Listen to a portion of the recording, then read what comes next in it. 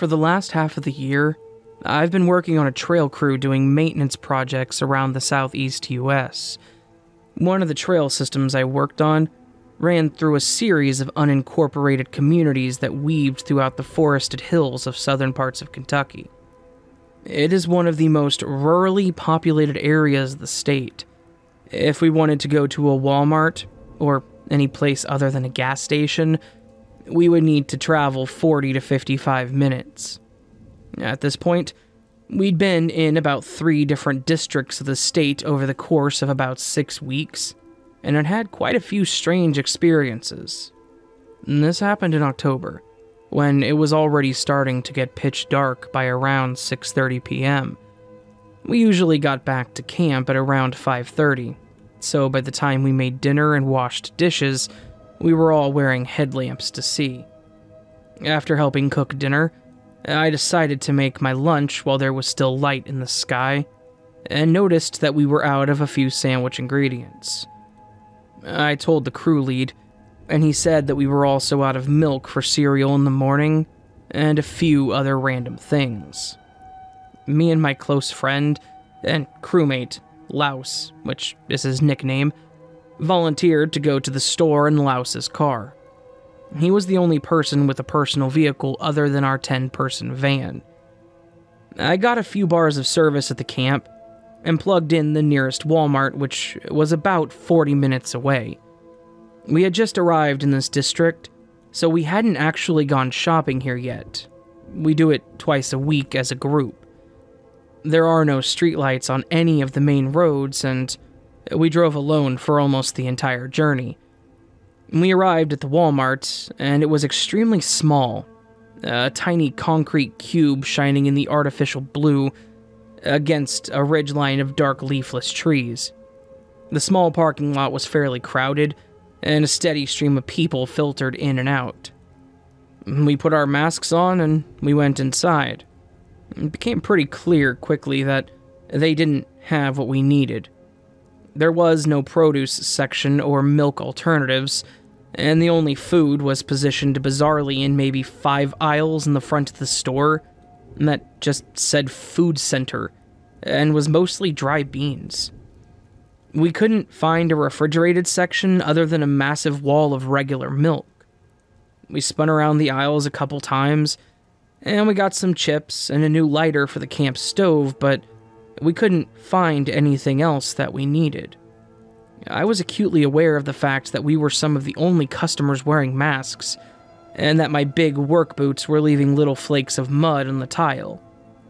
As we walked up to the check stand, Louse realized he didn't have his wallet, and he wasn't sure where it was, so I offered to pay for his stuff. I said hello to the checkout lady, but I don't think she heard me, and the entire transaction went by in complete silence. We went back out to the parking lot and spent about 20 minutes searching Louse's car for his wallet, digging through the trunk and opening all of the doors. We came up with nothing, and he concluded that he must have left it at the office of our organization where he had been the day before. We decided to see if there were any other stores nearby, since we were already this far out. We found some random local place. I don't recall the name, but it was something like Marky's Market that didn't have any hours listed, and by this point, it was like 8 p.m. We doubted it was open, but it was only a couple minutes away, so we thought, screw it. It was still fairly crowded in the parking lot, and as we were about to turn out onto the main road, we saw a police car pull into Walmart. We'd had an encounter with the police a few weeks earlier that made both of our hearts pound when we saw the car, and it was made worse by the fact that Louse didn't have his wallet. I watched out of the side mirror for a minute or two after we had left. We were on the road for maybe 5 or 6 minutes before Louse took a wrong turn. I don't remember if he missed a turn or if he turned too early, but we both had the same thought that Louse vocalized. This is not the place to take a wrong turn. We slowed onto a gravel patch about a minute down the road that lay in front of a large property with a house tucked far enough back that we could not make out the details.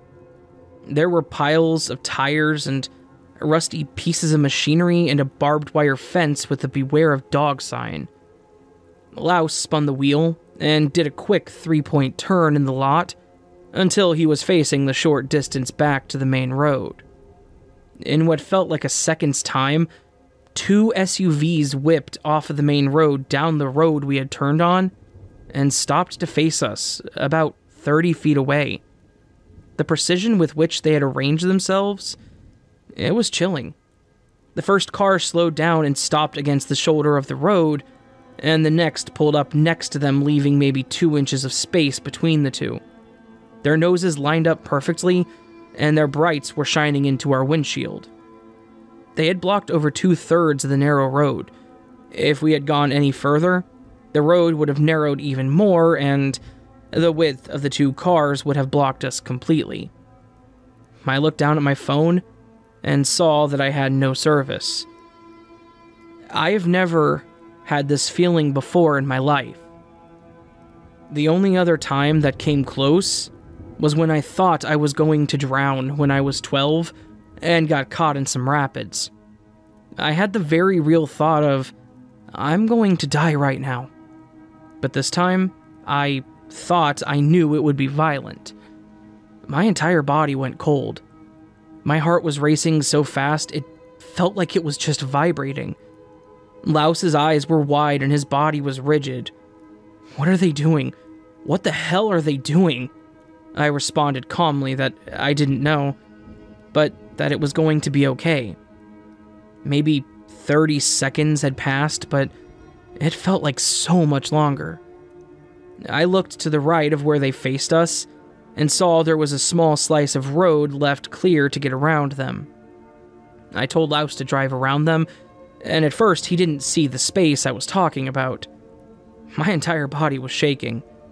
One of the SUVs let off the brake and rolled forward a few inches, and then stopped very suddenly. Louse pulled forward and carefully drove around them, and then sped up to 35 as we neared the stop sign that led us onto the main road. Louse sped forward as I kept my head turned toward the back windshield. They didn't follow us. We drove in silence for a few minutes, until we both just started yelling "what the hell" over and over again. I told Louse that I felt sure we were going to die together. He looked at me and very seriously told me that he felt the same way. The entire drive home, we tried to figure out why they had followed us. Had we driven onto their friend's property? Had they seen our out-of-state license plate and gotten suspicious? Had they watched us searching Louse's car and not liked the look of us? Had they followed us in Walmart? Had they been waiting on the side of the road? Were they waiting for a third person to seal us in completely? I had watched the parking lot to see if the police car followed us, and I hadn't noticed anyone turning out or tailgating us to the road after we left Walmart. Why were there 2 identical SUVs with deeply tinted windows, different colors, caravanning in the pitch black in forest land? We've thought through every scenario, and each one is weirder than the last. We got back to camp and we tried to explain what happened. A couple of people said that it might have been innocent, but I'd love to hear what you think.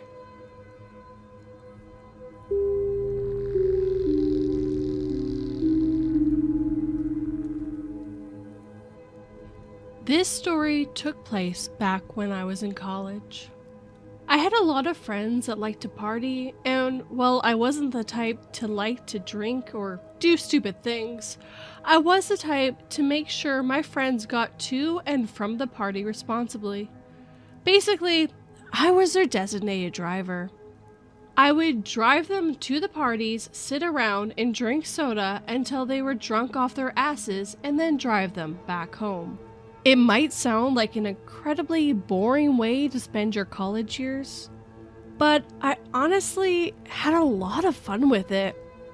I'm not an incredibly social person myself, so just kind of sitting around and watching people make themselves look like idiots was my kind of fun Friday night. This situation occurred at one party that was particularly rowdy and had a lot of people I didn't know, which usually happened when the parties were off campus. I was there and sitting in the corner with my Dr. Pepper and talking to another girl that was completely trashed. She and I were having a conversation about my education, something that she seemed way more interested in than she should have been, when one of my friends comes over to me and asks if I can take one of his friends home, and was insistent that it was just down the street. I usually don't play DD with people that I don't personally know, but I also didn't want this guy struggling to get home if he needed the ride. I reluctantly agreed and said that as long as my friend was vouching for him and that it wasn't too far from the party, I would take him home. I got up and followed him out the front door, and he shouted to some guy named Greg, telling him that I would take him home. They said their drunken goodbyes, and I walked over to my car, which I should add was a late 90s Dodge Caravan. After they were done talking and telling each other how much they would miss each other, Greg walked over and smiled at me, asking if this was the car. I told him that this was the one and got in the driver's seat. He, for some reason, opened the sliding door and hopped into one of the back seats. I was curious, but if there's one thing you don't ask a drunk person you're taking home, it's why they choose to do mundane things. He gets buckled in and I pull onto the road and then ask him where he's headed. He tells me an address that's about 5 blocks down the way, literally a straight shot and only a few minutes away. As drunk people often do, he starts rambling about random things. He tells me that his name was Gregory and that he was named after his grandfather. He tells me about a dog he used to have as a child named Bucky and how much he misses him. He then tells me about his sister and how she runs a beauty salon in New Mexico, and how he and his mother never really got along. This guy is literally telling me his life story within the span of a mile and a half. I pull up to where he wanted to go and let him know that we were at his house, just in case he didn't realize. And he just kind of sits there and stares at nothing. After a few seconds of really awkward silence, he literally starts to cry. Out of nowhere, he tells me that he's sorry. I have no idea why he's sorry, and I tell him that he doesn't need to be. After sobbing for a few moments, he tells me that I was the nicest person he met and that he was going to miss all of this. Once again, I'm just sitting here silently, and he's telling me how much he's going to miss everything out here. He then tells me why he's going to miss it. He drops in with a, "I'm going to go to prison for a really long time." I just kind of sat there and nodded. He, of course, continues, "I made a mistake and accidentally assaulted my ex-girlfriend. So I have to go to court tomorrow, and I'm going to go away for a long time." As he finishes telling me about what he did to her, he starts to chuckle and stare at me in the rearview mirror. He smiles and tells me that I kinda remind him of his ex, and that he hated her.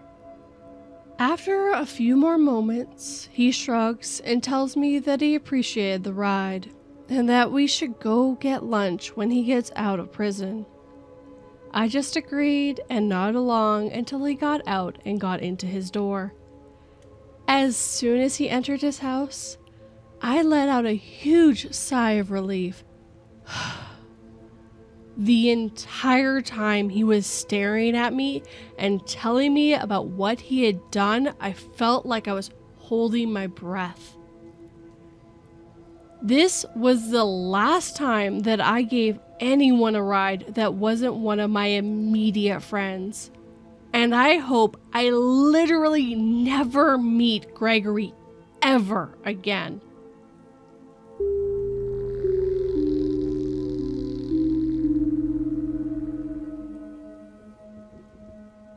Intro. When I was around 9, I visited my aunt with my family because we had not seen her for a while. So, we figured visiting her sometime would be nice. Just a quick side note, this aunt is from my dad's side of the family. My dad's side is super Christian. My dad didn't jump on this bandwagon though. So, fast forward a couple hours of boring car driving, and we arrive. We talk to her for a bit, and since her 2 kids and husband are gone because they were going to a Lego convention, my uncle is really into Lego, and his kids kind of follow him on that path. It didn't take too long for our little chat to end. Going into the church. After we had dinner with her, she asks us if we would be interested to visit the church that was across the street. The town she lived in was small, so things were kind of tidy, hence the church literally being across from her house. And we said yes, because we had nothing else to do. She smiles and grabs her church keys. She was part of the staff that worked in the church. The church was sort of a community building / church, if that makes sense. And after a 5-minute walk, we arrive and go inside the church. Now, around the time we arrived, it was already like 8, since we had had dinner pretty late, like an hour later than usual. Meeting the priest. Because it was night, the church was closed and only staff was allowed in there after opening hours. Reminder, this was a sort of community building. So walking in a closed church at night, with all but a couple lights on, it was on its own creepy enough. We arrive in the center part of the church that overlooks the organ, which looked really pretty, by the way. And we see that the priest is still there, sitting on one of the praying benches, or whatever you call those. Our aunt approaches the priest, and the priest looks surprised since no one but staff was allowed to be in the church. So bringing family alone wasn't allowed. He doesn't make a big deal out of it though, and actually seems happy, and insists on us staying, and for us to look around wherever we want. The creepy encounter with the priest. My mom and dad said to us, and my brother and I, that we were allowed to explore the center part alone.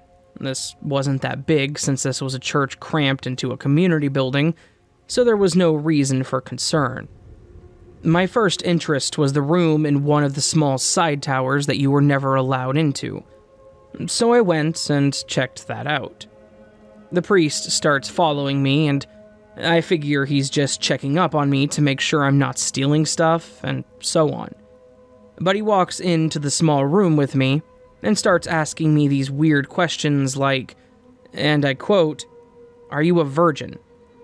I was around 9 at the time, so of course I was, and that's also how I responded. I told him that I obviously was since I was just 9, and he responded by asking me about my sexuality. And at this point, I started asking him why he was asking all these weird questions about my sexual interests, when first, I was just 9, and I had just met the guy. I didn't even know his name. He told me not to question him, and at this point he started touching me on my shoulders, and slowly walked behind me and started massaging my shoulders. I, out of fear, smacked his hand, and he smacked me back on my cheek before grabbing me from behind and dragging me to this emergency exit in the room. Also, if you're wondering how my parents didn't hear any noise, nor saw any of this, they followed my aunt to this doping room because they had never seen one, and their interest was piqued. I struggle from the guy's grip and get free. It wasn't too hard. The priest was an old man, around 60s or 70s, so he wasn't that strong anymore, and I run out of the room and head straight for the exit, trying to find my parents. Now, the exit was locked, of course, so here I was, stuck in the center part of a church with a creepy priest that wanted to kidnap me. I quickly ran to a random room on the left side of the hall, and this luckily turned out to be the doping room. And there were my parents. Confused, and of course they didn't believe me because I over-exaggerated situations a lot as a kid. I insisted on leaving the church with my aunt and parents, and so eventually my aunt unlocks the door, and we all leave. The priest, during all of this, returned to his praying bench and pretended nothing ever happened. I wanted to confront him, but I knew that no one would believe me, so I was best off just leaving the place as soon as possible. Return home. After returning to my aunt's home, we talked for a bit, but convincing my family seemed impossible, so I had to just accept the fact that they never believed me, and I bottled up my emotions. Conclusion and how I dealt with it. When this happened, I had struggled with it for a couple of days since it happened, but I'm not one to let these kind of things bother me too much, especially when no one believes me, and only me and the weird priest know what truly happened that night. As of now, I kind of forgot it ever happened, to be honest with you. I just kind of relived this memory so you, the reader, have something fun to read.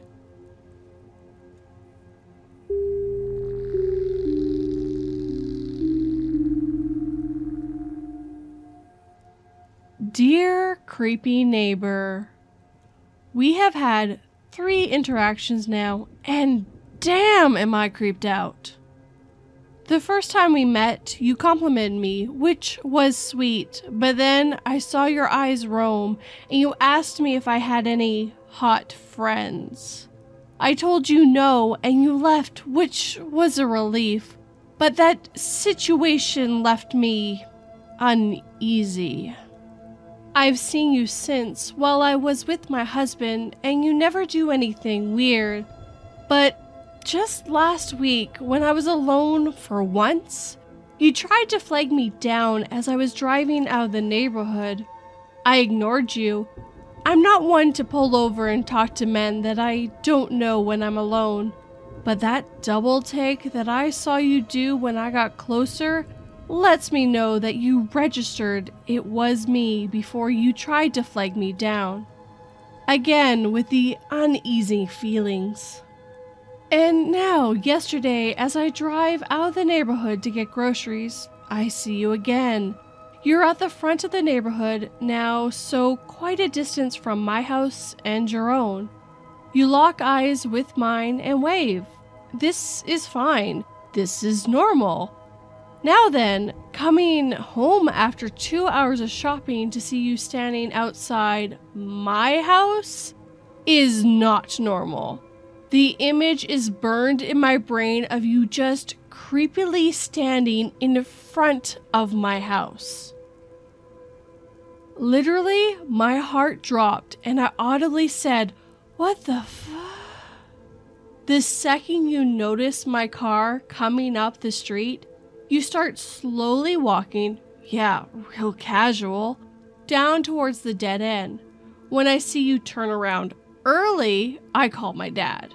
Because I don't want to talk to you and I don't think he'll try anything if I'm on the phone. I literally see you hesitate when you realize I'm on the phone. You slowly walk past my house and pause at the top of my driveway. By this point, I'm already freaked out. I'm sitting in my car still because Hoop trying to get me and my baby inside with this freak hovering around my car. My dad is at this point having his fill of explicit words for me freaking out. Finally, after 2 minutes of hovering, creepy neighbor, you just start walking back towards your own house. but I see you stop a short distance away and look back.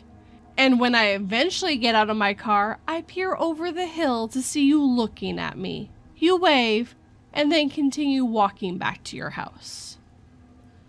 I grab my baby and groceries and run inside. I lock the door and proceed to have a rolling anxiety attack. I feel so uneasy and nauseous. It's the next day and I'm peering out my window every hour. My husband joked that you might have found me online. Well, if you have, then maybe stop creeping me out. No one needs to hover like that, and you're just creeping on my residence is not cool. Currently in the works of getting security system in place, but any advice on how to nip this behavior in the butt would be greatly appreciated. I've never had anything like this happen before. Not sure what to do or if I'm overreacting to the entire situation. I tend to go with my gut, and in this encounter, my gut has been screaming at me.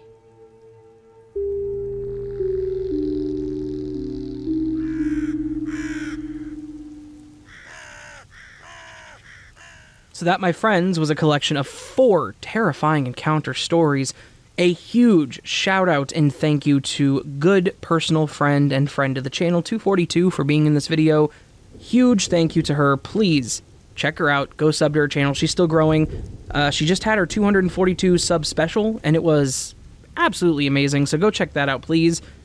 All of her links are down in the description below. Please check them out. Please show her some love. Let her know I sent you. Let her know you heard her on the video, etc., etc. You get the point. All that said, friends, thank you to everyone who got this far and everyone who let me use their stories. And if you enjoyed what you heard, please hit that thumbs up button, hit that sub button, and the bell icon next to it. You can also follow me on all my social media platforms. Let me know what you thought of the stories in the comments below, or take it a step further and support through Patreon or Coffee or channel memberships. All of it optional, all of it greatly appreciated. My coffee shop actually has some physical merch now, so if you want stickers or keychains or stickers, go there, check it out, yeah. Anyways, all that said, friends, again, thank you, 242, thank you to all of you, thank you to everyone, and I love you guys. I'll see you on the next video, but until then, sleep well.